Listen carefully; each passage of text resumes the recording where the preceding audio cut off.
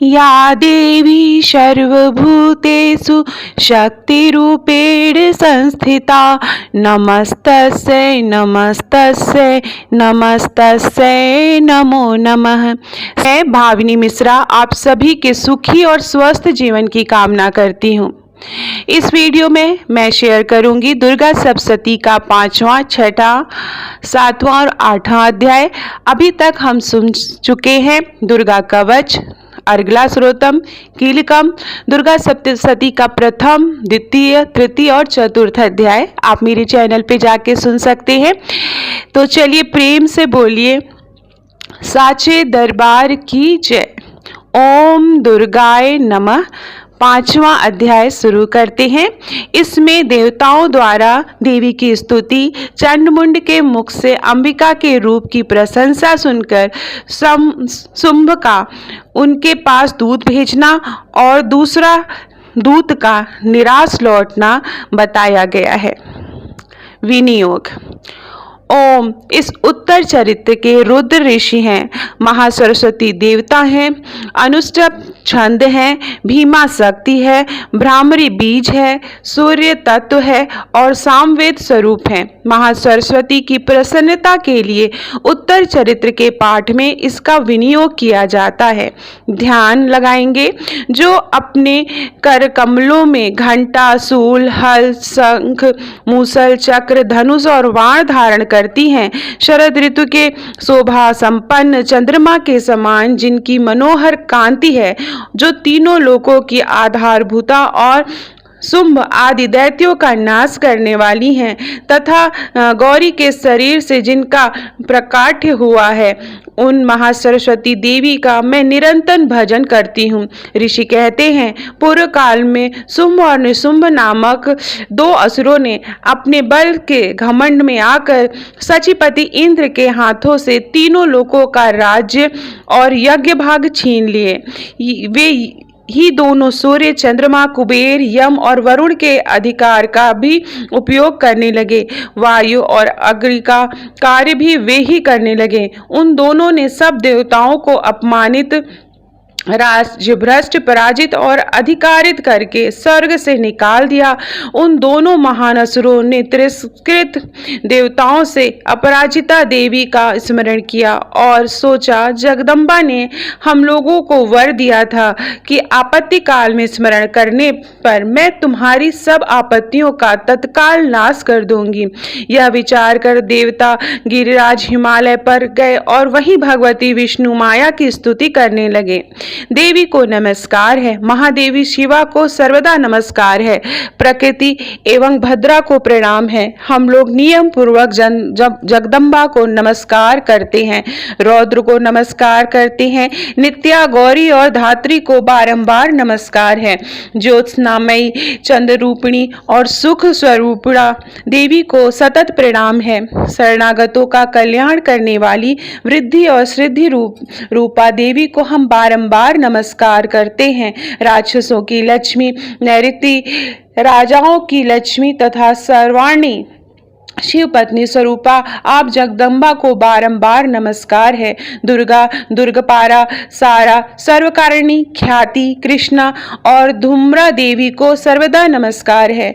अत्यंत सौम्य और अत्यंत रौद्र रूपा देवी को हम नमस्कार करते हैं, उन्हें हमारा बारंबार प्रणाम है। जगत की आधारभूता कृति देवी को बारंबार नमस्कार है। जो देवी सब प्राणियों में विष्णु माया के नाम से कही जाती हैं, उनको नमस्कार है, उनको नमस्कार है, उनको बारंबार नमस्कार है। जो देवी सब प्राणियों में चेतना कहलाती हैं, उनको नमस्कार है, उनको नमस्कार है, उनको बारंबार नमस्कार है। जो देवी सब प्राणियों में बुद्धि के रूप में स्थित है, उनको नमस्कार है, उनको नमस्कार है, उनको बारंबार नमस्कार है। जो देवी सब प्राणियों में निद्रा रूप में स्थित है, उनको नमस्कार है, उनको नमस्कार है, उनको बारंबार नमस्कार है। जो देवी सब प्राणियों में क्षुधा रूप में स्थित हैं, उनको नमस्कार है, उनको नमस्कार है, उनको बारंबार नमस्कार है। जो देवी सब प्राणियों में छाया रूप में स्थित है, उनको नमस्कार है, उनको नमस्कार है, उनको बारंबार नमस्कार है। जो देवी सब प्राणियों में शक्ति रूप में स्थित हैं, उनको नमस्कार है, उनको नमस्कार है, उनको बारंबार नमस्कार है। जो देवी सब प्राणियों में में तृष्णा रूप में स्थित हैं, उनको नमस्कार है, उनको नमस्कार है, उनको बारंबार नमस्कार है। जो देवी सब प्राणियों में शांति या क्षमा रूप में स्थित हैं, उनको नमस्कार है, उनको नमस्कार है, उनको बारंबार नमस्कार है। जो देवी सब प्राणियों में जाति रूप में स्थित हैं, उनको नमस्कार है, उनको नमस्कार है, उनको बारंबार नमस्कार है। जो देवी सब प्राणियों में लज्जा रूप में स्थित हैं, उनको नमस्कार है, उनको नमस्कार है, उनको बारंबार नमस्कार है। जो देवी सब प्राणियों में शांति रूप में स्थित हैं, उनको नमस्कार है, उनको नमस्कार है, उनको बारंबार नमस्कार है। जो देवी सब प्राणियों में श्रद्धा रूप में स्थित हैं, उनको नमस्कार है, उनको नमस्कार है, उनको बारंबार नमस्कार है। जो देवी सब प्राणियों में कांति रूप में स्थित हैं, उनको नमस्कार है, उनको नमस्कार है, उनको बारंबार नमस्कार है। जो देवी सब प्राणियों में लक्ष्मी रूप में स्थित हैं, उन्हें नमस्कार है, उनको नमस्कार है, उनको बारंबार नमस्कार है। जो देवी सब प्राणियों में वृत्ति रूपेण में स्थित है, उनको नमस्कार है, उनको नमस्कार है, उनको बारंबार नमस्कार है। जो देवी सब प्राणियों में स्मृति रूप में स्थित हैं, उनको नमस्कार है, उनको नमस्कार है, उनको बारंबार नमस्कार है। जो देवी सब प्राणियों में दया रूप में स्थित हैं, उनको नमस्कार है, उनको नमस्कार है, उनको बारंबार नमस्कार है। जो देवी सब प्राणियों में दृष्टि रूप में स्थित हैं, उनको नमस्कार है, उनको नमस्कार है, उनको बारंबार नमस्कार है। जो देवी सब प्राणियों में माता रूप में स्थित है, उनको नमस्कार है, उनको नमस्कार है, उनको बारंबार नमस्कार है। जो देवी सब प्राणियों में भ्रांति रूप में स्थित है, उनको नमस्कार है, उनको नमस्कार है, उनको बारंबार नमस्कार है। जो जीवों के इंद्रिय वर्ग की अधिरास्त्री देवी एवं सब प्राणियों में सदा व्याप्त रहने वाली हैं, उन व्याप्त देवी को बारंबार नमस्कार है। जो देवी चैतन्य रूप से इन संपूर्ण जगत में व्याप्त है करके स्थित है, उनको नमस्कार है, उनको नमस्कार है, उनको बारंबार नमस्कार है। पूर्व काल में अपने अभीष्ट की प्राप्ति होने से देवताओं ने जिनकी स्तुति की तथा देवराज इंद्र ने बहुत दिनों तक जिनका सेवन किया, वह कल्याणकारी साधन भूता ईश्वरी हमारा कल्याण और मंगल करें और सारी आपत्तियों का नाश करें। उदंड दैत्यों के सताए हुए हम सभी देवता जिन परमेश्वरी को इस समय नमस्कार करते हैं तथा जो भक्ति से विनम्र पुरुषों द्वारा स्मरण की जाने पर तत्काल ही संपूर्ण विपत्तियों का नाश कर देती हैं, वे जगदम्बा हमारा संकट दूर करें। ऋषि कहते हैं, राजन, इस प्रकार जब देवता स्तुति कर रहे थे, उस समय पार्वती देवी गंगा जी के जल में स्नान करने के लिए आई। उन सुंदर भावों वाली भगवती ने देवताओं से पूछा, आप लोग यहाँ किसकी स्तुति करते हैं? तब उन्हीं के शरीर को उससे प्रकट हुई शिवा देवी बोली, शुंभ दैत्य से तिरस्कृत और युद्ध में निशुंभ से पराजित होकर यहाँ एकत्रित हुए ये समस्त देवता यह हमारी ही स्तुति कर रहे हैं। पार्वती जी के शरीर को से अंबिका का प्रादुर्भाव हुआ, इसलिए वे समस्त लोकों में कौशिकी कही जाती हैं। कौशिकी के प्रकट होने के बाद पार्वती देवी का शरीर काले रंग का हो गया, अतः वे हिमालय पर रहने वाली कालिका देवी के नाम से विख्यात हुई। तदनंतर शुंभ निशुंभ के भृत्य चंड मुंड वहां आए और उन्होंने परम मनोहर रूप धारण करने वाली अंबिका देवी को देखा। फिर वे शुंभ के पास जाकर बोले, महाराज, अत्यंत मनोहर स्त्री है जो अपनी दिव्य कांति से हिमालय को प्रकाशित कर रही है। वैसा उत्तम रूप कहीं किसी के भी नहीं देखा होगा। असुरेश्वर, पता लगाएं वह देवी कौन है और उसे ले लीजिए। स्त्रियों में तो वह रत्न है, उनका प्रत्येक अंग बहुत ही सुंदर है तथा वह अपने श्री अंगों की प्रभा से संपूर्ण दिशाओं में प्रकाश फैला रही हैं। दैत्यराज, अभी वह हिमालय पर ही मौजूद हैं, आप उन्हें देख सकते हैं। प्रभु, तीनों लोकों में मणि, हाथी और घोड़े आदि जितने भी रत्न हैं, वे सब इस समय आपके घर में शोभा पाते हैं। हाथियों में रत्न भूत ऐरावत, यह परिजात का वृक्ष और यह उच्च श्रवा घोड़ा, यह सब आपने इंद्र से ले लिया है। हंसों से जुता हुआ यह विमान भी आपने आंगन में शोभा पाता है। यह रत्न भूत अद्भुत विमान जो पहले ब्रह्मा जी के पास था, अब आपके पास यहाँ लाया गया है। यह महापद्म नामक निधि आप कुबेर से छीन लाए हैं। समुद्र ने भी आपको किलिंचकिली नामक माला भेंट की है, जो केसरों से सुशोभित है और जिसके कमल कभी कुम्हलाते नहीं हैं। सुवर्ण की वर्षा करने वाला वरुण का छत्र भी आपके घर में शोभा पाता है, तथा यह श्रेष्ठ रथ जो पहले प्रजापति के अधिकार में था, अब आपके पास मौजूद है। दैतेश्वर मृत्यु की उत्क्रांतिता नाम वाली शक्ति भी आपने छीन ली है, तथा वरुण का पास और समुद्र में होने वाले सब प्रकार के रत्न आपके भाई निशुंभ के अधिकार में है। अग्नि ने भी स्वतः शुद्ध किए हुए 2 वस्त्र आपकी सेवा में अर्पित किए हैं। दैत्यराज, इस प्रकार सभी रत्न आपने एकत्र कर लिए हैं। फिर जो यह स्त्रियों में रत्न रूप करुणामयी देवी, इसे आप क्यों नहीं अपने अधिकार में कर लेते? ऋषि कहते हैं, चंडमुंड का यह वचन सुनकर शुंभ ने महादैत्य सुग्रीव को दूत बनाकर देवी के पास भेजा और कहा, तुम मेरी आज्ञा से उसके सामने ये बातें कहना और ऐसा उपाय करना जिससे प्रसन्न होकर वह शीघ्र ही यहाँ आ जाए। वह दूत पर्वत के अत्यंत रमणीय प्रदेश में जहाँ देवी मौजूद थी गया और मधुर वाणी में कोमल वचन से बोला। दूत बोला, देवी, दैत्यराज शुंभ इस समय तीनों लोक के परमेश्वर हैं। मैं उन्हीं का भेजा हुआ दूत हूँ और यहाँ तुम्हारे ही पास आया हूँ। उनकी आज्ञा सदा सब देवता एक स्वर में मानते हैं, कोई उनका उल्लंघन नहीं करता। वे संपूर्ण देवताओं को परास्त कर चुके हैं। उन्होंने तुम्हारे लिए जो संदेश दिया है वो सुनो। संपूर्ण त्रिलोक की मेरे अधिकार में है। देवता भी मेरी आज्ञा के अधीन चलते हैं। संपूर्ण यज्ञों में भागों में मैं ही पृथक पृथक भोगता हूँ। तीनों लोकों में जितने श्रेष्ठ रत्न हैं वे सब मेरे अधिकार में हैं। देवराज इंद्र का वाहन ऐरावत, जो हाथियों में रत्न के समान है, मैंने छीन लिया है। क्षीर सागर का मंथन करने से जो अश्व रत्न उच्छय श्रवा प्रकट हुआ, उसे देवताओं से मैंने पैरों पर पकड़कर समर्पित किया है। सुंदरी, उनके सिवा और भी जितने रत्न भूत पदार्थ देवताएं, गंधर्वों और नागों के पास थे, वे सब मेरे ही पास आ गए हैं। देवी, हम लोग तुम्हें संसार की स्त्रियों में रत्न मानते हैं, अतः तुम हमारे पास आ जाओ, क्योंकि रत्नों का उपयोग करने वाले हम ही हैं। चंचल कटाक्षों वाली सुंदरी, तुम मेरी या मेरे भाई महापराक्रमी निशुंभ की सेवा में आ जाओ, क्योंकि तुम रत्न स्वरूपा हो। मेरा वरण करने से तुम्हें तुलना रहित महान ऐश्वर्य की प्राप्ति होगी। अपनी बुद्धि से यह विचार कर तुम मेरी पत्नी बन जाओ।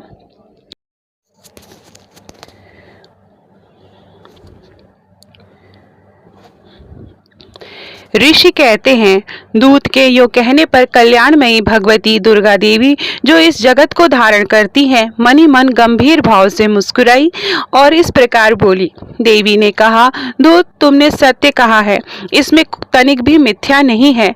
तुम शुंभ तीनों लोकों का स्वामी है और निशुंभ भी उसी के समान पराक्रमी है, किंतु इस विषय में मैं जो प्रतिज्ञा कर ली है उसे मिथ्या कैसे करूं? मैंने अपनी अल्पबुद्धि के कारण पहले से ही प्रतिज्ञा कर रखी है। उसे सुनो। जो मुझे संग्राम में जीत लेगा, जो मेरे अभिमान को चूर्ण कर देगा तथा संसार में जो मेरे समान बलवान होगा, वही मेरा पति होगा, वही मेरा स्वामी होगा। इसलिए शुंभ और महादैत्य निशुंभ स्वयं ही यहाँ पधारें और मुझे जीत कर शीघ्र ही मेरा पारिग्रहण कर लें। इसमें विलंब की क्या आवश्यकता है? दूत बोला, देवी, तुम घमंड से भरी हो, मेरे सामने ऐसी बात ना करो। तीनों लोकों में कौन ऐसा पुरुष है जो शुंभ निशुंभ के सामने खड़ा हो सके? देवी, अत्यंत दैत्यों के सामने भी सारे देवता युद्ध में नहीं ठहर सकते, फिर तुम अकेली स्त्री होकर कैसे ठहर सकती हो? जिस शुंभ आदि दैत्यों के सामने इंद्र आदि सब देवता भी युद्ध में खड़े नहीं हुए, उनके सामने तुम स्त्री होकर कैसे जाओगी? इसलिए तुम मेरे ही कहने पर शुंभ निशुंभ के पास चली चलो। ऐसा करने से तुम्हारे गौरव की रक्षा होगी, अन्यथा जब वे केस पकड़कर घसीटेंगे तब तुम्हें अपनी प्रतिष्ठा खोकर जाना पड़ेगा। देवी ने कहा, तुम्हारा कहना ठीक है, शुंभ बलवान है और निशुंभ भी बड़े पराक्रमी है, किंतु क्या करूं? मैंने पहले बिना सोचे समझे प्रतिज्ञा कर ली है, अतः अब तुम जाओ और मैंने तुमसे जो कुछ कहा है वह सब दैत्यराज से आदरपूर्वक कहना। फिर जो उचित जान पड़े वो कर लेना। इस प्रकार से मार्कंडेय पुराण में सर्वाणिक मनवंतर की कथा के अंतर्गत देवी महात्म्य में देवी दूत संवाद नामक 5वां अध्याय पूरा हुआ। तो चलिए प्रेम से बोलिए जय माता दी। अब हम 6ठा अध्याय शुरू करेंगे जिसमें धूम्र लोचन वध का वर्णन किया गया है। तो चलिए प्रेम से बोलिए ओम दुर्गाय नमः। 6ठा अध्याय शुरू करेंगे। मैं सर्वगेश्वर भैरव के अंग में निवास करने वाली परमोकृत पद्मावती देवी का चिंतन करती हूँ। वे नागराज के आसन पर बैठी हैं। नागों के फणों से सुशोभित होने वाली मणियों की विशाल माला से उनकी देहलता उद्यासित हो रही है। सूर्य के समान उनका तेज है। 3 नेत्र उनकी शोभा बढ़ा रहे हैं। वे हाथों में माला, कुंभ, कपाल और कमल लिए हुए हैं तथा उनके मस्तक में अर्धचंद्र का मुकुट सुशोभित है। ऋषि कहते हैं देवी का यह कथन सुनकर दूतों को बड़ा अमर्ष हुआ और उसने दैत्यराज के पास जाकर सब समाचार विस्तार पूर्वक कह सुनाया। दूत के उस वचन को सुनकर दैत्यराज कुपित हो उठा और दैत्य सेनापति धूम्रलोचन से बोला, धूम्रलोचन तुम शीघ्र अपनी सेना के साथ लेकर जाओ और उस दुष्टा के केस पकड़कर घसीटते हुए उसे बलपूर्वक यहाँ लेकर आओ। उसकी रक्षा करने के लिए यदि कोई दूसरा खड़ा हो तो वह देवता, यज्ञ अथवा गंधर्व ही क्यों न हो, उसे भी अवश्य मार डालना। ऋषि कहते हैं शुंभ के इस प्रकार आज्ञा देने पर वह धूम्रलोचन दैत्य 60,000 असुरों की सेना के साथ लेकर वहां से तुरंत चल दिया। वहां पहुंचकर उसने हिमालय पर रहने वाली देवी को देखा और ललकार कर कहा, अरे तू शुंभ निशुंभ के पास चल। यदि तू इस समय प्रसन्नता पूर्वक मेरे स्वामी के समीप नहीं चलेगी तो मैं बलपूर्वक झोटा पकड़कर घसीटते हुए तुम्हें ले चलूंगा। देवी बोली, तुम्हें दैत्यों के राजन ने भेजा है। तुम स्वयं भी बलवान हो और तुम्हारे साथ विशाल सेना भी है। ऐसी दशा में यदि मुझे बलपूर्वक ले चलोगे तो मैं तुम्हारा क्या कर सकती हूँ। ऋषि कहते हैं देवी के यो कहने पर असुर धूम्रलोचन उनकी ओर दौड़ा और अंबिका के ने हुम शब्द के उच्चारण मात्र से ही भस्म कर दिया। फिर तो क्रोध से भरी हुई दैत्यों की विशाल सेना और अंबिका ने एक दूसरे पर तीखे सहायकों, शक्तियों और फरसों की वर्षा आरंभ की। इतने में ही देवी का वाहन सिंह क्रोध में भरकर गर्जना करते हुए गर्दन के बालों को हिलाता हुआ असुरों की सेना पर कूद पड़ा। उसने कुछ दैत्यों को पंजों की मार से, कितनों को अपनी जबड़ों से तथा कितने ही महादैत्यों को पटक कर ओट की दाढ़ी से घायल करके मार डाला। उस सिंह ने अपने नखों से कितनों के पेट फाड़ डाले और थप्पड़ मारकर कितनों के सिर धड़ से अलग कर दिए। कितनों की भुजाएं और मस्तक काट डाले और अपनी गर्दन के बाल हिलाते हुए उसने दूसरे दैत्यों के पेट फाड़कर उनका रक्त चूस लिया। अत्यंत क्रोध में भरे हुए देवी के वाहन उस महाबली सिंह में क्षण भर में ही असुरों की सारी सेना का संहार कर डाला। शुंभ ने जब सुना कि देवी ने धूम्रलोचन असुर को मार डाला तथा उसने सिंह ने सारी सेना का सफाया कर डाला, तब उसने दैत्यराज को बड़ा क्रोध हुआ। उसका ओठ कांपने लगा। उसने चंड और मुंड नामक 2 महादैत्यों को आज्ञा दी, हे चंड और हे मुंड, तुम लोग बहुत बड़ी सेना लेकर वहां जाओ। वह उस देवी के झोटे पकड़कर अथवा उसे बांधकर शीघ्र ले आओ। यदि इस प्रकार उसको लाने में संदेह हो तो युद्ध में सब प्रकार के अस्त्र शस्त्रों और समस्त असुरी सेना का प्रयोग करके उसकी हत्या कर डालना। उस दुष्ट की हत्या होने तथा सिंह के भी मारे जाने पर उस अंबिका को बांधकर साथ शीघ्र लेके ही लौट आना। इस प्रकार से मार्कंडेय पुराण में सर्वाणिक मनवंतर की कथा के अंतर्गत देवी महात्म्य के धूम्रलोचन वध नामक 6ठा अध्याय समाप्त हुआ। तो प्रेम से बोलिए जय माता दी। 7वां अध्याय शुरू करेंगे। तो प्रेम से बोलिए ओम दुर्गाय नमः। 7वें अध्याय में चंड और मुंड के वध का वर्णन किया गया है। तो 7वां अध्याय शुरू करते हैं। मैं मातंगी देवी का ध्यान करती हूँ। वे रक्तमय सिंहासन पर बैठकर पढ़ते हुए तोते का मधुर शब्द सुन रही हैं। उनके शरीर का वर्ण श्याम है। वे अपना एक पैर कमल पर रखे हुए हैं और मस्तक पर अर्धचंद्र धारण करती हैं तथा कहार पुष्पों की माला धारण किए वीणा बजाती हैं। उनके अंग में कसी हुई चोली शोभा पा रही है। वे लाल रंग की साड़ी पहने हाथ में शंख में पात्र लिए हुए हैं। उनके बदन पर मधु का हल्का हल्का प्रभाव जान पड़ता है और ललाट में बेदी शोभा दे रही है। ऋषि कहते हैं, तदंतर शुंभ की आज्ञा पाकर वे चंड मुंड आदि दैत्य चतुराणी सेना के साथ अस्त्र शस्त्रों से सुसज्जित हो चल दिए। फिर गिरिराज हिमालय के सुवर्ण में ऊंचे शिखर पर पहुंचकर उन्होंने सिंह पर बैठी देवी को देखा। वे मंद मंद मुस्कुरा रही थी। उन्हें देखकर दैत्य लोग तत्परता से पकड़ने का उद्योग करने लगे। किसी ने धनुष तान लिया, किसी ने तलवार संभाली और कुछ लोग देवी के पास आकर खड़े हो गए। तब अंबिका ने उन शत्रुओं के प्रति बड़ा क्रोध किया। उस समय क्रोध के कारण उनका मुख काला पड़ गया, ललाट की भौहें टेढ़ी हो गई और वहां से तुरंत विकराल मुखी काली प्रकट हुई, जो तलवार और पास लिए हुए थी।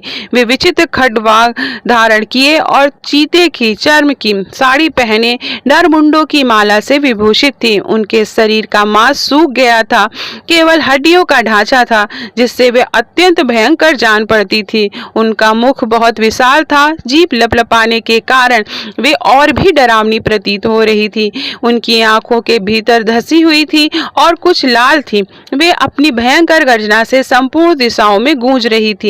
बड़े बड़े दैत्यों का वध करती हुई वे कालिका देवी बड़े वेग से दैत्यों की उस सेना पर टूट पड़ी और उन सबको भक्षण करने लगी। वे पार्श्व रक्षकों, अश्वधारी महावतों, योद्धाओं और घंटा सहित कितने ही हाथियों को एक ही साथ पकड़कर मुंह में डाल लेती थी। इस प्रकार घोड़े, रथ और सारथी के साथ ही रथी सैनिकों को मुंह में डालकर वे उन्हें बड़े भयानक रूप से चबा डालती थी। किसी के बाल पकड़ लेती, किसी का गला दबा देती, किसी को पैरों से कुचल डालती तो किसी को छाती के धड़ से गिराकर मार डालती। वे असुरों के छोड़े हुए बड़े बड़े अस्त्र शस्त्र मुंह में पकड़ लेती और रोष में भरकर उनको दांतों से पीस डालती थी। काली ने बलवान और दुरात्मा दैत्यों की वह सारी सेना रौंद डाली, खा डाली और कितनों को मार गिराया।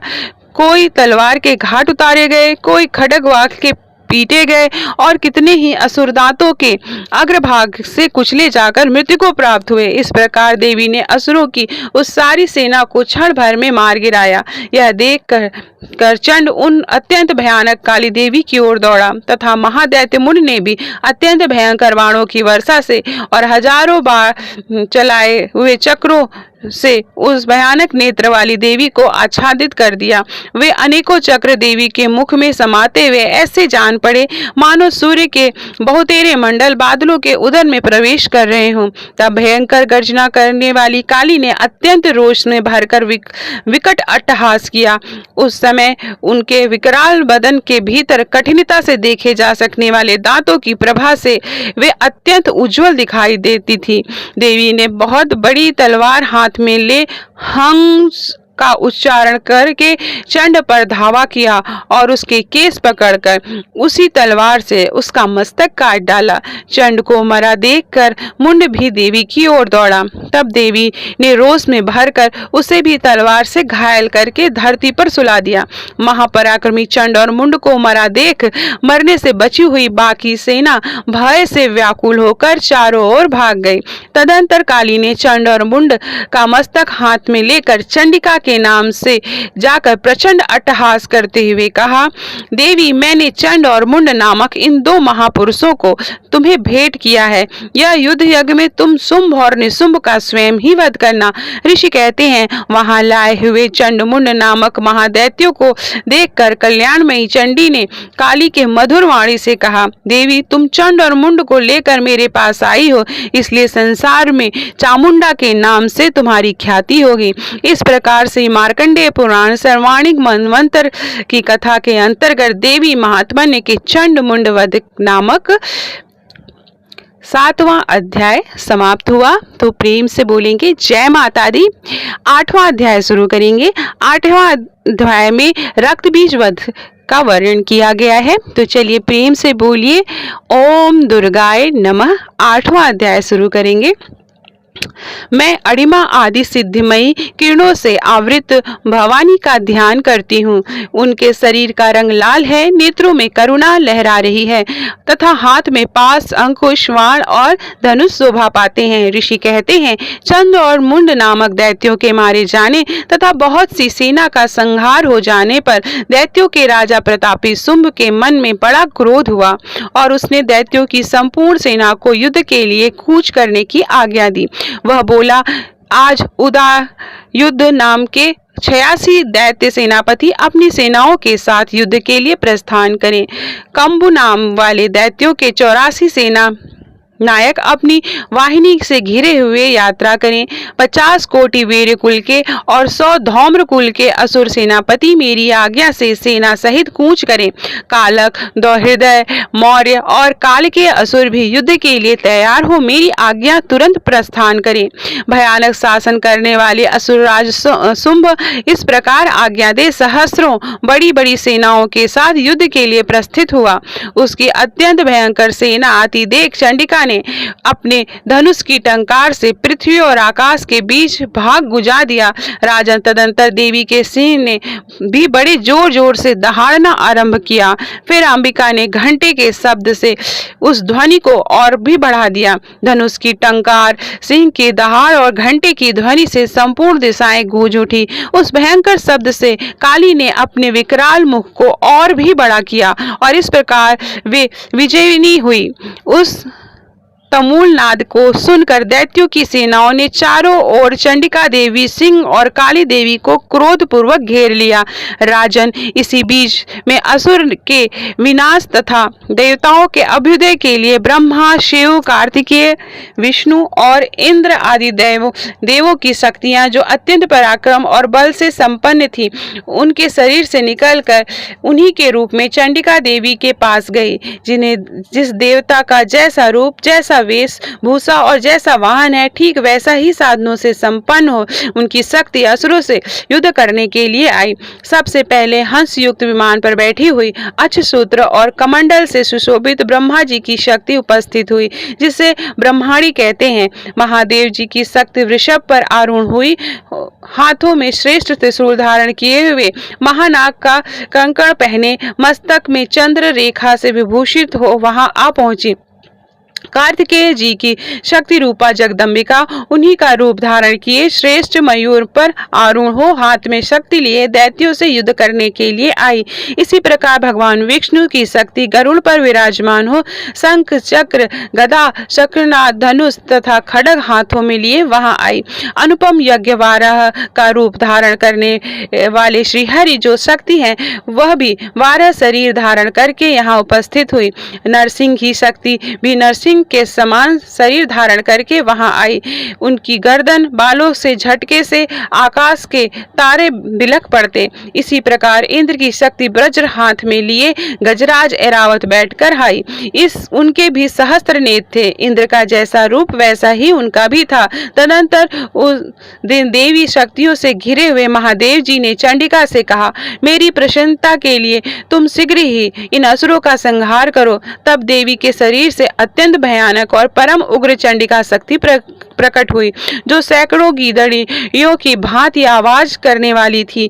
उस अपराजित देवी ने धूमिल जटा वाले महादेव जी से कहा, भगवान, आप शुंभ निशुंभ के पास दूध बनकर जाइए और उन अत्यंत गर्वीले दानव शुंभ और निशुंभ दोनों से कहिए, साथ ही उनके अतिरिक्त भी जो दानव युद्ध के लिए वहां उपस्थित हो उनको भी यह संदेश दीजिए। दैत्यों, यदि तुम जीवित रहना चाहते हो तो पाताल को लौट जाओ। इंद्र को त्रिलोकी का राज्य मिल जाए और देवता यज्ञ भाग का उपयोग करें।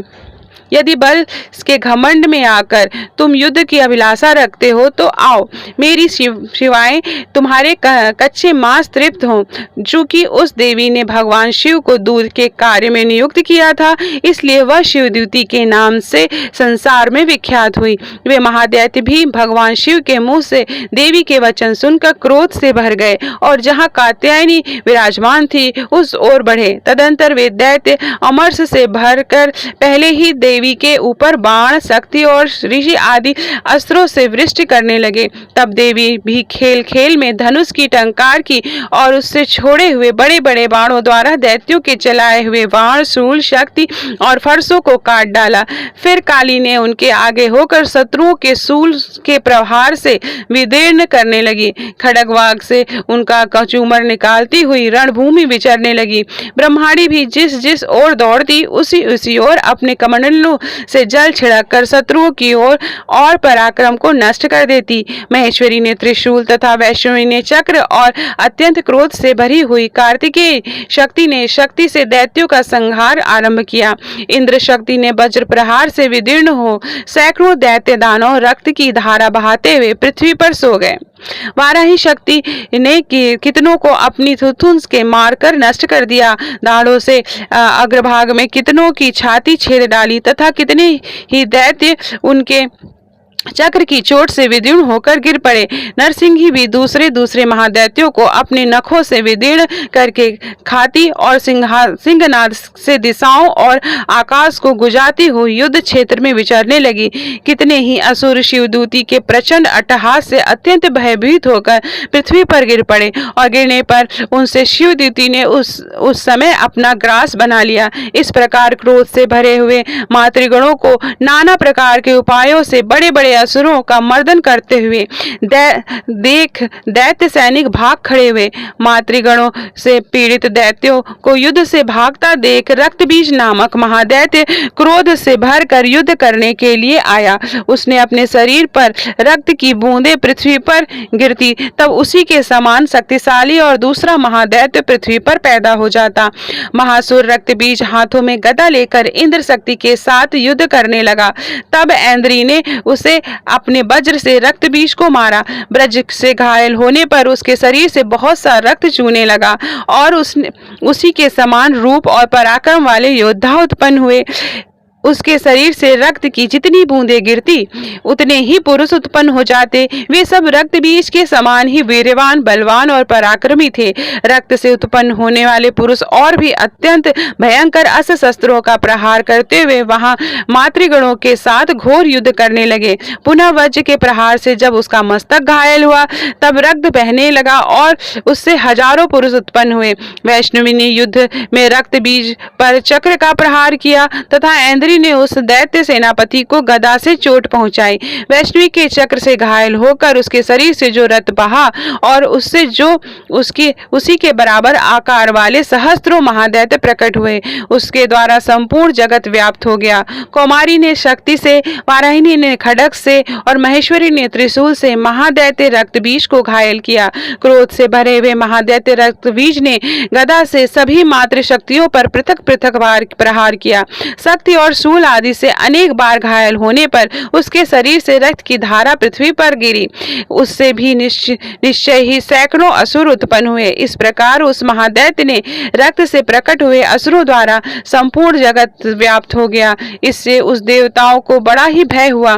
देवताओं को उदास देख चंडिका ने काली से शीघ्रता पूर्वक कहा, चामुंडे, तुम अपना मुख और भी फैलाओ तथा मेरे शस्त्रपात से गिरने वाले रक्त बिंदुओं और उनसे उत्पन्न होने वाले महादैत्यों को तुम अपने इन उताले मुख में खा जाओ। इस प्रकार रक्त से उत्पन्न होने वाले महादैत्यों का भक्षण करती हुई तुम रण में विचरती रहो। ऐसा करने से उस दैत्य का सारा रक्त क्षीण हो जाने पर वह स्वयं ही नष्ट हो जाएगा। उन भयंकर दैत्यों को जब तुम खा जाओगी तब तुम्हें नए दैत्य उत्पन्न नहीं हो सकेंगे। काली से यूं कहकर चंडिका देवी ने शूल से रक्त बीज को मार डाला और काली ने अपने मुखों से उसका रक्त ले लिया।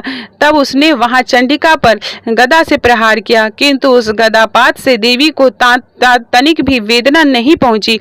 रक्त बीज के घायल शरीर से बहुत सा रक्त गिरा, किंतु ज्यों ही वह गिरा त्यों ही चामुंडा ने उसे